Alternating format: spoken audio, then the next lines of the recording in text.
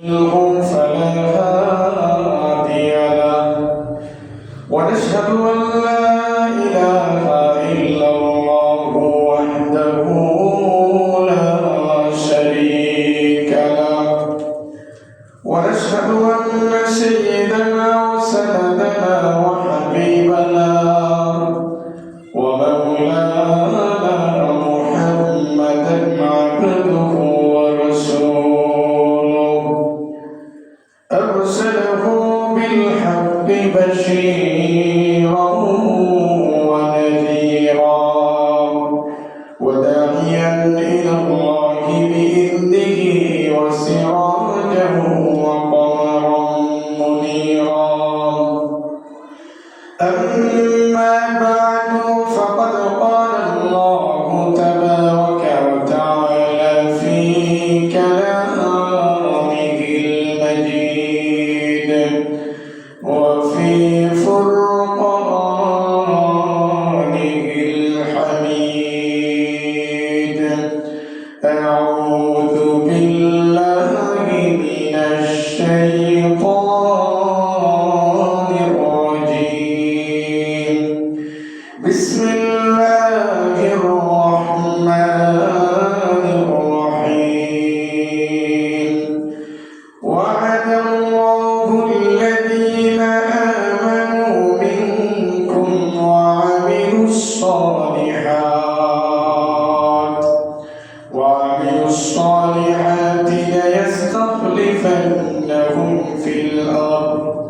ليستخلفنهم في الأرض كما استخلفن الذين من قبلكم وقال سبحانه وتعالى ولا تهنوا ولا تحزنوا وأنتم الأعلون إن كنتم مؤمنين وقال النبي صلى الله عليه وسلم أشد الناس بلاء الأنبياء ثم الأمثل فالأمثل وقال النبي صلى الله عليه وسلم ولا يزال المؤمن يصيبه البلاء حتى الشوكة يشاكها إلا كفر الله بها سيئاته صدق الله المولى العظيم وصدق رسوله النبي الكريم ونحن على ذلك من الشاهدين والشاكرين والحمد لله رب العالمين وقال تعالى في شان حبيبه ومحبوبه إن الله وملائكته يصلون على النبي يا أيها الذين آمنوا صلوا عليه وسلموا تسليما আমরা মুহাম্মদ শরীফ ইব্রাহিম পড়ি اللهم صل على محمد وعلى آل محمد كما صليت على إبراهيم وعلى آل إبراهيم إنك حميد مجيد اللهم بارك على محمد وعلى آل محمد كما باركت على إبراهيم وعلى آل إبراهيم إنك حميد مجيد الحمد لله الله سبحانه وتعالى বিশেষ মেহেরবানি যিনি আমাদেরকে অত্যন্ত মহব্বত করে দয়া করে ভালোবেসে তার পবিত্র করে আসিয়া বসিয়া কোরআন এবং হাদিস থেকে আলোচনা করার জন্য শোনার জন্য সুযোগ দান করেছেন এজন্য আমরা শুকর আদায় করি আলহামদুলিল্লাহ দুস্থ বুজুর্গ আজকের এই বিষয়ে আলোচনা করব মানব জীবনের ইহকালীন ও পরকালীন লাভ। দুস্থ আর বুজুর্গগণ, আমরা গত সপ্তাহে আলোচনা করেছিলাম বিশ্বনবী জনাবে মুহাম্মদুর রাসূলুল্লাহ সাল্লাল্লাহু আলাইহি ওয়াসাল্লাম কিভাবে সমাজ চালাইতেন। বিশ্বনবী জনাবে মুহাম্মদুর রাসূলুল্লাহ সাল্লাল্লাহু আলাইহি ওয়াসাল্লাম কিভাবে মানুষের প্রতি ভালোবাসা সহানুভূতি ছিল এ বিষয়ে আলোচনা করেছিলাম। এই সমাজ চালানোর জন্য বিশ্বনবীর কি নীতি ছিল সে বিষয়ে আলোচনা করেছিলাম। ইমানের ভিত্তিতে বিশ্বনবী সমাজ চালাইছেন। আমরা শুধু মনে করি ইমান আকীদা শুধু নিজের ব্যক্তিগত বিষয়, না, ইমান আকীদা শুধু নিজের ব্যক্তিগত বিষয়। ইমানের ভিত্তিতে থাকলে সংক্ষেপে কিছু আলোচনা করব। মানুষ চায় দুনিয়া, এই রাজত্ব মানুষ চায়, ঠিক কিনা? দুনিয়ার রাজত্ব মানুষ খুব বেশি চায়, দুনিয়ার সম্পদ এগুলো চায়। যে ইমান আমলের ভিত্তিতে থাকে তাহলে সে দুনিয়াও পাবে। কিভাবে? দুনিয়াও পাবে। কার ওয়াদা? আল্লাহর ওয়াদা। আমি যে আজকে কোরআনুল কারীম থেকে যে আয়াত তেলাওয়াত করেছি, প্রথম যে আয়াত তেলাওয়াত করেছি, আয়াতের মধ্যে আল্লাহ বলেন ওয়া'দাল্লাহু আল্লাযীনা আমানু মিনকুম ওয়া আমিলুস সালিহাতি লায়াস্তাখলিফান্নাহুম ফিল আরদি কামা ইসতাখলাফাল্লাযীনা মিন ক্বাবলিহিম। আল্লাহ এই আয়াতের মধ্যে আল্লাহ বলেন যারা ঈমান আনবে, নেক আমল করবে, আল্লাহ তাদেরকে প্রতিশ্রুতি দিয়েছেন আমি তাদেরকে দুনিয়ার ক্ষমতাও তাদেরকে দান করব। বলেন সুবহানাল্লাহ। কি বলেছেন আল্লাহ? ঈমান আনবে এবং নেক আমল করবে, আল্লাহ বলেন আল্লাহ তাদেরকে দুনিয়ার ক্ষমতা দান করবে। এই দুনিয়ার ক্ষমতা পাওয়ার জন্য মানুষ কত চেষ্টা করে, ঠিক কত চেষ্টা করে, কত কিছু করে, মানুষকে মেরেও ফেলে এই দুনিয়ার ক্ষমতা লোকের কারণে। কিন্তু আল্লাহ রাব্বুল আলামিন বলেছেন যারা ঈমান আনবে, নেক আমল করবে, তাদেরকে আল্লাহ দুনিয়ার ক্ষমতাও দান করবে। আমার বন্ধুগণ, এখানে একটা বিষয় লক্ষণীয় আছে। বিষয়টি কি? বিষয়টি হচ্ছে আল্লাহ রাব্বুল আলামিন একথা বলেন নাই যে যারা ক্ষমতা লাভ করবে তারা ঈমান পাবে, নেক আমলও করবে, নেক আমলও করতে পারবে, ঈমানদারও হতে পারবে, নেক আমলও করতে পারবে যারা দুনিয়ার ক্ষমতা লাভ করবে, একথা আল্লাহ বলেন নাই। বরং প্রথমে আল্লাহ বলেছেন যারা ঈমান আনবে, নেক আমল করবে, আল্লাহ তাদেরকে দুনিয়ার ক্ষমতা কি করবে? দান করবে। আমার বন্ধুগণ, আবার এখানে একটা কথা আছে। কি কথা? কথাটা হইল এই যে রাষ্ট্র যদি ক্ষমতা, রাষ্ট্র যদি পরিচালনা একজন না করে তাহলে কিন্তু অনেক কিছু করা যায় না। রাষ্ট্র যদি কেউ পরিচালনা করে, অর্থাৎ যদি সে ক্ষমতা পায় রাষ্ট্রের, তাহলে কিন্তু অনেক কিছু করতে পারবে, যা রাষ্ট্র ক্ষমতা না গেলে অনেক কিছু করতে পারবে না। যেমন কোরআন অনুযায়ী দেশ চালানো, এটা কিন্তু রাষ্ট্রের ক্ষমতা না গেলে এগুলো পারবে না। সেটা আমি বলছি না, বলতেছি এটা যে এই রাষ্ট্র চালানো আরো কিছু মৌলিক কিছু বিষয় আছে যেগুলো রাষ্ট্র পরিচালনা না করলে, রাষ্ট্র ক্ষমতা না পেলেও যেগুলা করা যায় সে কথা বলতেছি। এই মৌলিক যে ঈমানের যে মৌলিক বিষয়, এগুলার উপরে যদি কেউ যদি এই মৌলিক বিষয় যদি মানে, এই মৌলিক বিষয় হচ্ছে ঈমান আনা, নেক আমল করা। ঈমান যদি আনে নেক আমল করে, তাহলে আল্লাহ রাব্বুল আলামিন এই আয়াত দ্বারা আমাদেরকে প্রতিশ্রুতি দিয়েছেন যে আল্লাহ তাদেরকে রাষ্ট্রের ক্ষমতা দান করে, বলে সুবহানাল্লাহ। সবাই কিন্তু চায় রাষ্ট্রের ক্ষমতা পাওয়া, দুনিয়া চায়, সবাই চায়। কিন্তু যদি ঈমানের ভিত্তিতে কেউ যদি থাকে, ঈমানের উপর যদি কেউ অটল থাকে, ঈমান আনার পর যদি নেক আমল করে, তাহলে আল্লাহ এটা প্রতিশ্রুতি দিয়েছে।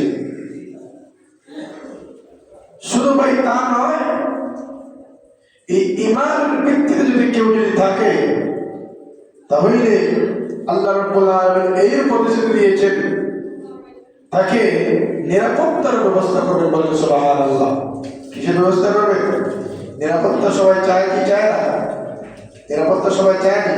সবাই কিন্তু নিরাপত্তা চায়। সব মানুষ কি চায়? নিরাপত্তা চায়। এখন আপনাদের প্রশ্ন দেখবে যে হুজুর, নিরাপত্তার সাথে ঈমানের কি সম্পর্ক? নিরাপত্তার সাথে ঈমানের কি সম্পর্ক? প্রশ্ন আসে। এটার সব উত্তর হচ্ছে, সংক্ষেপে কিছু কথা বলবো, যে কথার কারণে আমাদের প্রত্যেকের লাভ হয়। একজন মানুষ যদি ঈমানদার যখন হয়ে যায়, তখন কিন্তু আল্লাহর ভয় তার ভিতরে চলে আসে। কি চলে আসে? আল্লাহর ভয় চলে আসে। আর মানুষের ভিতর যখন আল্লাহর ভয় যখন চলে আসে, তখন আর সে জিনা করতে পারে না, ঠিক না? চুরি করতে পারে না, ডাকাতি করতে পারে না, ছিনতাই করতে পারে না। তাইলে ঈমানের দ্বারা লাভ হলো না ক্ষতি হইল? লাভ হলো না ক্ষতি হইল? লাভ হইল। যদি ঈমান যদি কেউ থাকে, তাহলে সে আর ঈমানদার, যখন একজন মানুষ প্রকৃত ঈমানদার হয়ে যাবে, তখন আর সে আর চুরি করবে না, ডাকাতি করবে না, জিনা করবে না, ব্যভিচার করবে না। যেখানে সে অন্যায়, যেখানে সে হাত দেবে, সেখানে কি তার হাতে কাঁপবে। জন্য আল্লাহ রাব্বুল আলামিন বলেন, কোরআন কারীমে আল্লাহ বলেন,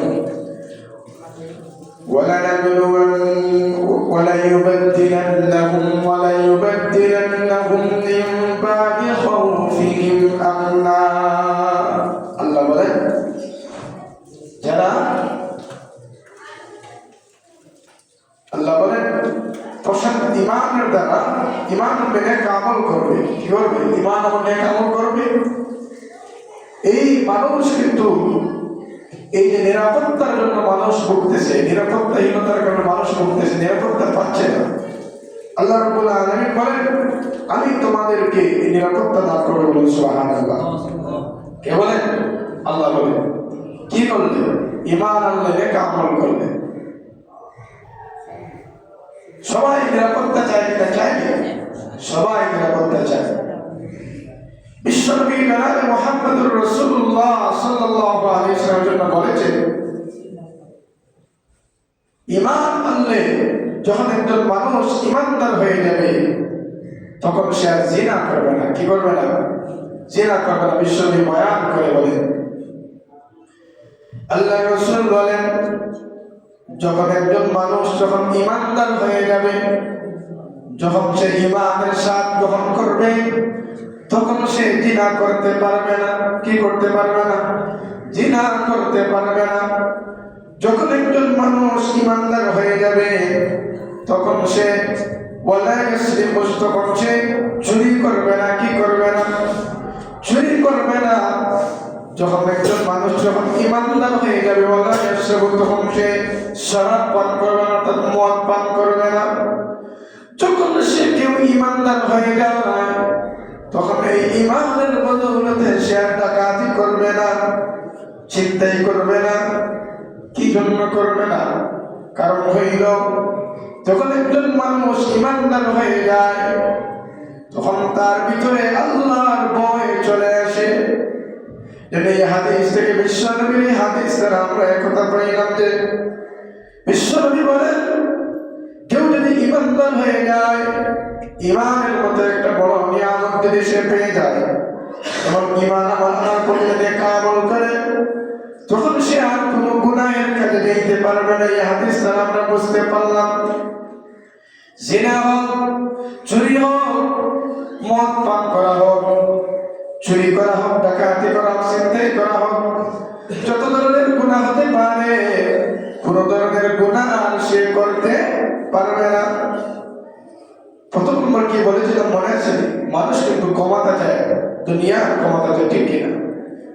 আল্লাহ রাব্বুল আলামিন বলেন وعد الله الذين آمنوا منكم وعملوا الصالحات ليستخلفنهم في الأرض كما استخلف الذين من قبلهم আল্লাহ রাব্বুল আলামিন বলেন মানুষ কিন্তু দুনিয়া চায়, ঠিক কিনা?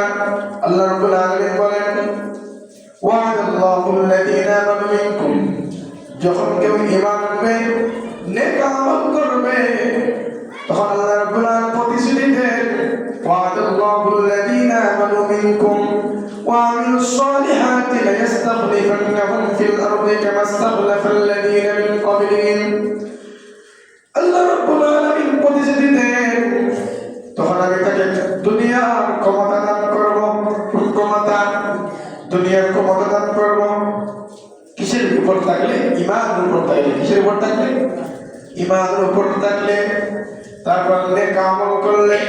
দুই নম্বর আল্লাহ বলেন, দুই নম্বরে এরপরে অংশটুকু আল্লাহ বলেন ওয়ালা ইউবাদদিলান্নাহুম মিন বাদি খাউফিহিম আমনা। আল্লাহ বলেন দুনিয়ার মানুষ কিন্তু নিরাপত্তাহীনতায় ভুগতেছে, নিরাপত্তা পাচ্ছে না, ঠিক না? যার কাছে যায়, আইনের কাছে যায়, আইন যদি টাকা পায় তাহলে কিন্তু তার কিন্তু ঋণ করে যায়, ঠিক না? একজন মানুষ অন্যায়ভাবে সে অত্যাচারিত হচ্ছে, কিন্তু সে তার টাকা নেই, এজন্য সে নিরাপত্তা পাচ্ছে না, নিরাপত্তাহীনতায় ভুগতেছে, ঠিক না? কিন্তু আল্লাহ বলেন যারা নাকি নেক আমল করবে, ঈমান আনবে, আল্লাহ রাব্বুল আলামিন তাদেরকে বলতেছেন, আল্লাহ রাব্বুল আলামিন বলতেছেন আল্লাহ নিজে তার নিরাপত্তা দান করবে। আল্লাহ নিজে তার নিরাপত্তা দান করবে। এই আয়াতের মধ্যে দুইটা পাইলাম। একটা হইলো মানুষ ক্ষমতা চায়, আল্লাহ দুনিয়ার ক্ষমতাও দান করবেন। দুই নম্বর হচ্ছে মানুষ নিরাপত্তাহীনতায় ভুগতেছে, আল্লাহ রাব্বুল আলামিন বলেন যারা নেক আমল করবে, ঈমান আনবে, নেক আমল করলে আল্লাহ তাদেরকে নিরাপত্তা দান করবেন। এটা করবেন, নিরাপত্তা দান করবেন। আমার বন্ধুগণ, বিশ্বনবী জনাবে মুহাম্মদুর রাসূলুল্লাহ সাল্লাল্লাহু আলাইহি ওয়াসাল্লাম এর আগে বলি, একটু আগে বলেছিলাম যে নিরাপত্তার সাথে ঈমানের কি সম্পর্ক? নিরাপত্তার সাথে ঈমানের কি সম্পর্ক? আমার বন্ধুগণ লক্ষ্য করে শুনুন, কি সম্পর্ক? যখন একজন মানুষ যখন ঈমানদার হয়ে যায়, যখন একজন মানুষ যখন আল্লাহ ওয়ালা হয়ে যায়, কি ওয়ালা? আল্লাহ ওয়ালা যখন একজন মানুষ হয়ে যায়, তখন কিন্তু তার ভিতরে আল্লাহর ভয় ঢুকে যায়। কার ভয়? আল্লাহর ভয়ের জন্য ভিতরে যখন ঢুকে যায়, তখন সে দুনিয়ার মানুষের চক্ষুকে ফাঁকি দেওয়া যায়, কিন্তু আল্লাহকে ফাঁকি দেওয়া যায়নি। দুনিয়ার আইনকে ফাঁকি দেওয়া যায়, কিন্তু আল্লাহর আইনকে ফাঁকি দেওয়া যায় না। দুনিয়ার আইনের চক্ষুর আড়ালে কিন্তু অনেক অন্যায় কাজ করা যায়, কিন্তু আল্লাহর আইনের চক্ষুর ফাঁকি দিয়ে কোনো কিছু করা যায় না। পানির নিচেও যদি মানুষ যায়, জঙ্গলের ভিতরে যদি মানুষ যায়, সেখানে গিয়ে যদি গুনাহ করে তবে কে দেখবেন? একজন দেখবেন, কিন্তু সেখানে গিয়ে কোনো পুলিশ দেখবেনি, আইন দেখবেনি, কিন্তু একজন দেখে, তার নাম হচ্ছে আল্লাহ রাব্বুল আলামিন। এজন্য আল্লাহ বলেন ও দুনিয়ার মানুষেরা, তোমরা যদি দুনিয়ার ক্ষমতা চাও আর যদি তোমরা দুনিয়ার নিরাপত্তা চাও, তাহলে তোমরা ঈমান আনো, নেক আমল করো। ঈমান আনো, নেক আমল করো। প্রথমে কিনতে হবে, ঈমান আনতে হবে। এরপর আল্লাহ বলেন নেক আমল করো। যদি ঈমান আর নেক আমল দুইটা যদি তোমাদের মিল থাকে তাহলে আমি রব্বুল আলামিন তোমরা যা চাও তা আমি তোমাদেরকে দান করব এবং তোমাদের নিরাপত্তার মালিক আমি নিজেই হয়ে যাব। সুবহানাল্লাহ। আমার বন্ধুগণ, মানুষ কিন্তু শান্তি চায় না, অশান্তি চায়।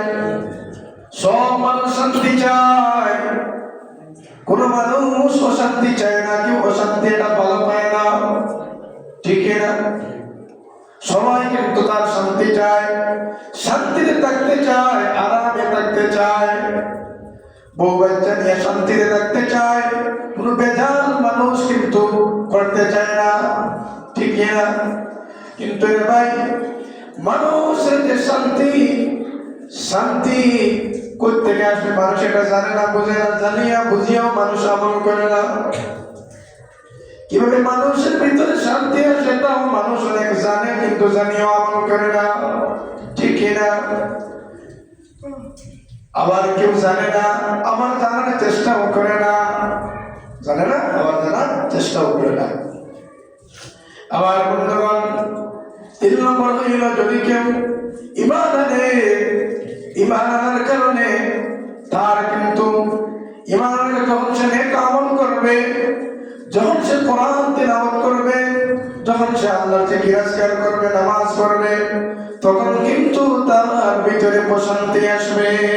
কি আসবে? প্রশান্তি আসবে, শান্তি আসবে। মানুষ যত বড় পেরেশানির মধ্যে থাকুক না কেন,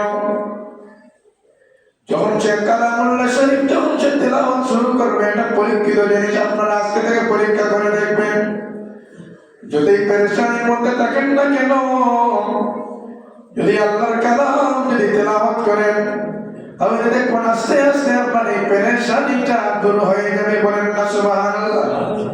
এটা কার কথা? আমার কথা নয়। আল্লাহ বলেন, আলা বিযিকরিল্লাহি তাতমাইন্নুল কুলুব। সুবহানাল্লাহ। আল্লাহ বলেন, যখন আল্লাহকে যখন স্মরণ করে, তখন তার ভিতরে প্রশান্তি আসে, শান্তি আসে। বলেন না সুবহানাল্লাহ। এজন্য ভাই, কোরআনুল কারীম পড়লেও শান্তি আসে, আর মাধ্যম আছে নামাজ পড়লেও শান্তি আসে, জিকির আজকার করলেও শান্তি আসে, অর্থাৎ নেক আমল করলে শান্তি আসে। কি করলে শান্তি আসে? নেক আমল করলে শান্তি আসে। নামাজ পড়লে শান্তি আসে। নামাজ হইল সবচেয়ে বড় মাধ্যম। সবচেয়ে বড় মাধ্যম কি? নামাজ। নামাজ যখন মানুষ যখন পড়ে, তখন 2টা ফায়দা হয়। কয়টা ফায়দা হয়? 2টা লাভ হয়। একটা লাভ হয়, যখন মানুষ নামাজ পড়ে তখন তার ভিতরে এই যে পেরেশানিটা দূর হয়ে যায়। 2 নম্বর হইল, নামাজ পড়ার কারণে আল্লাহর রহমতের ফয়সালা হয়। ফয়সালা হইয়া তার এই পেরেশানিটা দূর হয়ে যায়। ভাই সুবহানাল্লাহ বলবেন না? মুসল্লিয়ান কেরামগণ, এজন্য বিশ্ব নবী যে কোনো পেরেশানিতে থাকলে, পেরেশানির মধ্যে পড়লে সঙ্গে সঙ্গে নামাজ পড়তেন। কি পড়তেন? নামাজ পড়তেন। কানা ইযা হাযাবাহু আমরুন সাল্লা। আবু দাউদ শরীফের হাদিস। আল্লাহর প্রিয় হাবিব যখন কোনো পেরেশানিতে পড়তেন, তখন তিনি সঙ্গে সঙ্গে নামাজ পড়তেন। কি পড়তেন? নামাজ পড়তেন। এই নামাজের দ্বারা পেরেশানি দূর হয়। কি দূর হয়? পেরেশানি দূর হয়। কিন্তু আমরা কম মুসলমান হয়ে গেছি। পেরেশানি বিপদ আসলে কি করি আমরা? পেরেশানি আসলে আমরা নামাজ পড়ি না, বলি নামাজ পড়তে ভালো লাগে না। এমন মানুষ আছে কিনা? ও আমার বন্ধুকে এখন প্রশ্ন লাগবে, যে নামাজ পড়ে মানুষ, তারপরে কেন মানুষ মুসিবতের মধ্যে পড়ে? কিসের মধ্যে পড়ে? মুসিবতের মধ্যে পড়ে। কেন মানুষ মুসিবতের মধ্যে পড়ে? অনেক আল্লাহওয়ালা মানুষের উপরও অনেক মুসিবত আছে, ঠিক না? যে মুসিবত গুলা কোন কাফির বেঈমানের উপর মুসিবত আসে না, ঠিক না? কারণ এটা নতুন কিছু নাই। নবীদের উপরও এমন পরীক্ষা এসেছিল, রাখি পরীক্ষা এসেছিল না, মুসিবত এসেছিল। তিনটা কারণে মানুষের উপর মুসিবত আসে। কয়টা কারণে? তিনটা কারণে মানুষের উপর মুসিবত আসে। প্রথম নম্বর কারণ হইল মুসিবত আসে নিজের গুনার কারণে, কৃতকর্মের কারণে। নিজের কৃতকর্মের কারণে মুসিবত আসে। মানুষ যখন গুনাহ করে, যখন মানুষ নাফরমানি করে, তখন কিন্তু আল্লাহ রাব্বুল আলামিন তাকে সতর্ক করার জন্য তার উপর কিছু মুসিবত দেন, করার জন্য, সতর্ক করার জন্য। সেটাতে আর আগ না বাড়ে, এখানে সে থামে যায়। এজন্য আল্লাহ রাব্বুল আলামিন তার উপর কিছু মুসিবত দান করেন। এটা আমার কথা না, কোরআন কারীমে আল্লাহ বলেন, ظهر الفساد في البر والبحر بما كسبت أيدي الناس ليذيقهم بعض الذي عملوا لعلهم يرجعون। আল্লাহ রাব্বুল আলামিন বলেন, মানুষের উপর যে মুসিবত আসে, তখন মানুষের কৃতকর্মের কারণে তার উপর মুসিবত আসে। জলে পাহাড়ে পর্বতে যত মুসিবত আসে, সবগুলো আসে মানুষের কৃতকর্মের কারণে। কিসের কারণে? মানুষের কৃতকর্মের কারণে, মানুষের কুকর্মের কারণে, মানুষের গুনাহের কারণে মুসিবত আসে। এজন্য আসে দুইটা কারণে আসে। একটা কারণ হইল সে যেন সতর্ক হয়ে যায়, সতর্ক হয়ে সে যেন আর এই গুনাহের কাজ না করে। দুই নম্বর হইল আল্লাহ রাব্বুল আলামিন তার এই বান্দা-বান্দীদেরকে আখিরাতে নিয়ে জাহান্নামের কঠিন আযাব থেকে, কঠিন আযাব যে আছে, কঠিন শাস্তি থেকে মুক্তি করার জন্য তাকে দুনিয়ার মধ্যে কিছু মুসিবত দান করেন, যাতে তারা ফিরে আসে, যাতে তারা ফিরে আসে, আর যাতে গুনাহ না করে, আর যাতে গুনাহ না করে। আমার বন্ধুগণ, হাদিস শরীফের মধ্যে এসেছে আল্লাহ রাব্বুল আলামিন তার প্রিয় বান্দা-বান্দীর উপর যে কোনো মুসিবত দেন, এই মুসিবতের জন্য তার গুনাহ মাফ করেন। এমনকি পায়ের মধ্যে যদি একটা কাঁটা ঢুকে যায়, এর কারণেও তার গুনাহ মোচন হয়, গুনাহ মাফ করা হয়। সুবহানাল্লাহ। তার নাম হচ্ছে আল্লাহ রাব্বুল আলামিন। আমার বন্ধুগণ, দুই নম্বর হইল মুসিবত আসার দুই নম্বর কারণ হইল পরীক্ষা করা হয়। পরীক্ষা করা হয়। পরীক্ষা, বিশেষ করে পরীক্ষা করা হয়েছিল আম্বিয়া কেরাম আলাইহিস সালাতু ওয়াস সালামদেরকে বেশি করে পরীক্ষা করা হয়েছিল। তারপর আম্বিয়া কেরাম আলাইহিস সালাতু ওয়াস সালামদের সাথে যাদের বেশি সম্পর্ক ছিল তাদেরকে পরীক্ষা করা হয়েছিল। দুই নম্বর কারণ কি? পরীক্ষা করা হয়। আল্লাহর যারা নেক বান্দা তাদেরকে পরীক্ষা শুরু। পরীক্ষা কেন করা হয়? এজন্য পরীক্ষা করা হয় যাতে তারা এই পরীক্ষার মধ্যে উত্তীর্ণ হয়ে তাদের দরজা বুলন্দ হয়, তাদের মর্যাদা বৃদ্ধি করার জন্য আল্লাহর বান্দাকে পরীক্ষা করিয়া আল্লাহ পরীক্ষার জন্য করেন, যাতে তার মর্যাদাটা বাড়ে, তার সম্মানটা বাড়ানোর জন্য তাকে পরীক্ষা করা হয়।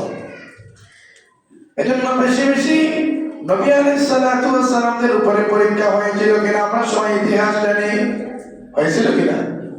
বিশ্ব নবীর উপর পরীক্ষা হয়েছিল কিনা? সাহাবায়ে কেরামদের উপর পরীক্ষা হয়েছিল কিনা? বুঝছেন? ও আমার বন্ধুগণ, তিন নম্বর হইল পরীক্ষা, তাদের উপর পরীক্ষা হয়। তিন নম্বর পরীক্ষা, তিন নম্বর হইল মুসিবত আসার তিন নম্বর কারণ হইল আল্লাহ রাব্বুল আলামিন মানুষদেরকে আলাদা করানোর জন্য। বলবেন আলাদা আবার কি? এখানে পরীক্ষা করবেন, পরীক্ষার মধ্যে কিছু মানুষ আসে যারা তাদের মধ্যে বিপদ আসলে তখন তারা সরে যাবে। আর এমন মানুষ আছে যারা আল্লাহর নেক বান্দা হয়ে গেছে, যে কোনো অসুবিধা তার উপর পড়ুক না কেন সে কিন্তু ইসলামের উপর অটল থাকবে, আল্লাহর উপর অটল থাকবে, রাসূলের কথার উপর অটল থাকবে, আল্লাহর হুকুমের উপর অটল থাকবে। এরকম মানুষ আছে কিনা? অর্থাৎ খাঁটি মুসলমান আর খাঁটি মুসলমান কারা এই বিষয়টা পরীক্ষা করার জন্য আল্লাহ রাব্বুল আলামিন মুসিবত দিয়ে থাকেন। আল্লাহ বলেন এটা আমার কথা নয়। আল্লাহ বলেন আম হাসিবতুম মান তাদখুলুল জান্নাতা ওয়া লাম্মা ইয়াতিকুম মাসালুল লাযীনা খালু মিন ক্বাবলিকুম। আল্লাহ রাব্বুল আলামিন বলেন এত সোজা নয় জান্নাতে যাওয়া, এত সোজা নয়, এত সোজা নয় জান্নাতে যাওয়া। আম হাসিবতুম মান তাদখুলুল জান্নাতা, এত সোজা নয় জান্নাতে যাওয়া। তোমরা মনে করলে আমি মুসলমান, আমি নামে মুসলমান, নিজে নিজে মুসলমান দাবি করলে জান্নাতে যাওয়া এত সোজা নয়। আল্লাহ পরীক্ষা করবেন, পাঁচ বিচার করবেন, এরপরে আল্লাহ জান্নাত দিবেন, এরপরে আল্লাহ জান্নাত দিবেন। এত সোজা নয় জান্নাতে যাওয়া। আমি নামাজ পড়লাম, কয়েক নামাজ পড়লাম, রোজা রাখলাম, ভাই মনে করবেন না এত সহজ নয়। কিন্তু ভাই ইসলামের উপর অটল থাকা কিন্তু অনেক কঠিন একটা কাজ। আম্বিয়া কেরাম আলাইহিস সালাতু ওয়াস সালাম এই ইসলামের উপর অটল থাকার জন্য অনেক কষ্ট করেছেন, সাহাবায়ে কেরাম কষ্ট করেছেন, ঠিক না? যারা এই কষ্ট করে যারা ঈমানের উপর অটল থাকতে পারবে, আল্লাহ রাব্বুল আলামিন তাদের কথা বলেন ওয়ালা তাহিনু ওয়ালা তাহজানু ওয়া আনতুমুল আ'লাউনা ইন কুনতুম মুমিনিন। আল্লাহ রাব্বুল আলামিন বলেন যারা ঈমান আমলের উপর থাকবে, নেক আমল করবে, তোমাদের কোনো দুঃখ নাই, তোমাদের কোনো চিন্তা নাই, তোমাদেরকে আল্লাহ রাব্বুল আলামিন অবশ্যই বিজয়ী দান করবেন। সুবহানাল্লাহ। আমার বন্ধুগণ লক্ষ্য করুন, সাহাবায়ে কেরামদের ইতিহাস দেখুন। বদরের যুদ্ধে 313 জন সাহাবী ছিলেন, অস্ত্র চালানা, অস্ত্র সহ অস্ত্র চালা 313 জন সাহাবী ছিলেন। আর কাফেরদের পক্ষে ছিল 1000 সশস্ত্র অস্ত্র সহ তারা ছিলেন। কিন্তু সেখানে আল্লাহ রাব্বুল আলামিন সাহাবায়ে কেরামের ঈমান মজবুত থাকার কারণে সেখানে কিন্তু আল্লাহ রাব্বুল আলামিন সাহাবায়ে কেরামকে জয়ী করেছিলেন কিনা? খন্দকের যুদ্ধে সহ অনেক যুদ্ধে ঈমানদার থাকার কারণে, তাদের ঈমান মজবুত থাকার কারণে তারা কিন্তু জয়ী হয়েছিলেন। কি হয়েছিলেন? বিজয়ী হয়েছিলেন। সেই আল্লাহ এখন আছেন কিনা? সেই আল্লাহ এখন আছেন কিনা? সেই কোরআন এখন আছে কিনা? ভাই জোরে করে বলেন, সেই আল্লাহ এখন আছেন কিনা? সেই কোরআন এখন আছে কিনা? সেই হাদিস এখন আছে কিনা? সব কিছু আছে, কিন্তু রে ভাই আমরা কিন্তু ঠিক হইলাম না। আমরা নামে মুসলমান, আমরা কিন্তু কাজে মুসলমান এখনো হইতে পারলাম না। এজন্য বিশ্ব নবী বলেছিলেন এক সময় এমন এক সময় আসবে, এমন এক সময় আসবে, শেষ যুগে এমন এক সময় আসবে, কাফেররা একজন আরেকজনকে ডাকতে থাকবে মুসলমানকে মারার জন্য। যেভাবে দস্তারখানা মানুষ বসে একজন আরেকজনকে ডাকে কিনা খাওয়ার জন্য, ঠিক তেমনি ভাবে মুসলমানকে মারার জন্য একজন কাফের আরেকজন কাফেরকে ডাকবে। তখন জিজ্ঞাসা করা হবে ইয়া রাসূলুল্লাহ, ইয়া হাবিবাল্লাহ, আল্লাহর নবী গো, তখন কি মুসলমানের সংখ্যা কম থাকবে নি? আল্লাহ রাসূল বলেন না না, মুসলমানের সংখ্যা আরো বাড়বে, আরো বেশি হবে। বলেন সুবহানাল্লাহ। তাহলে কেন মুসলমানরা মার খাবে? আল্লাহ রাসূল বলেন মুসলমানরা এমন ভাবে হয়ে যাবে, যেমন মনে করেন পানির মধ্যে যদি ওই যে আমরা সালি বলি আর ঢোল বলি, যেমন বাসিয়ে থাকেনি, ফালাইলে পানির মধ্যে বাসিয়ে থাকেনি, ঠিক তেমনি ভাবে মুসলমান এরকম বাসাইল অবস্থায় থাকবে। মুসলমানের ভিতরে দুনিয়ার মহাব্বত ঢুকে যাবে এবং মৃত্যুর মহাব্বত ঢুকে যাবে। দুনিয়ার মহাব্বত ঢুকে যাওয়ার কারণে কাফেররা আর মুসলমানদেরকে ভয় করবে না, কাফেররা মুসলমানদেরকে আর ভয় করবে না। কিন্তু আগের যুগে কাফেররা কিন্তু মুসলমানদেরকে ভয় করত, ঠিক না? এখনো কিন্তু যারা এখনো প্রকৃত ইমানদার তাদেরকে কিন্তু বেঈমান কাফেররা ভয় পায় কিনা? ভয় পায় কি? ভাই এজন্য বলা হয় যে, এজন্য বলা ইসলাম এই দেশে চলবে না, কেউ মনে কিছু নেবেন না। এজন্য বলে ইসলাম এদেশে চলবে না, ইসলামী আইন চলবে না, কোরআনী আইন চলবে না। তারা কিন্তু ভয় পায় একজন মুসলমান হইলে মুসলমানের ভিতরে এমন কথা আসতে পারে না। এজন্য প্রকৃত মুসলমান হওয়া দরকার কিনা? দরকার আছে রে ভাই। আমরা কিন্তু সবাই দুনিয়া চাই, চাই কিনা? আল্লাহ বলেছেন দুনিয়া কিন্তু আমাদেরকে দিবেন যদি আমরা যদি ইমানদার যদি হই। এই দুনিয়ার কিন্তু ক্ষমতা কিন্তু সবাই চায় কিনা? আমি শুরুতে বলেছিলাম দুনিয়ার ক্ষমতা সবাই চায়, সবাই চায়নি।